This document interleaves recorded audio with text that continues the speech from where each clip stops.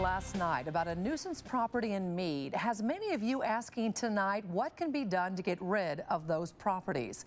Good evening. Thanks for joining us tonight. I'm Nadine Woodward.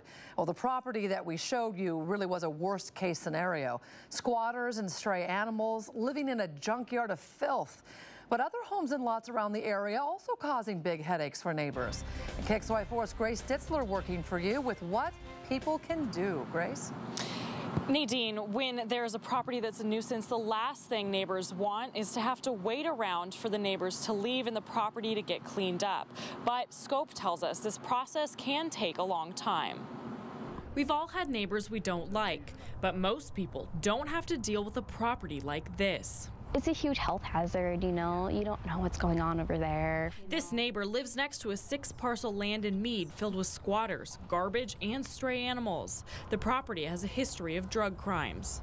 The neighbors have been fighting for years to get this place cleaned up and get the squatters out. You know, every time something happens, they always call crime check, and we're just trying to keep on top of it. And law enforcement says that's exactly what you need to do in a situation like this. Yeah, one of the things with nuisance homes and houses, if there's any criminal activity or suspicions on criminal activity, definitely we want the citizens to report it.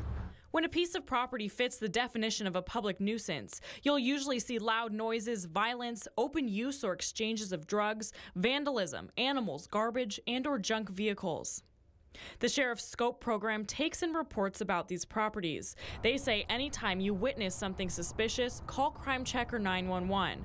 Often, law enforcement won't be able to act on your report that day, but they'll use that information to help gather evidence against the people at the problem property. The agencies, law enforcement, want to make sure that it's, they have enough actual evidence on it that it actually is a problem to the community. Scope Director Rick Scott says this process is what takes time.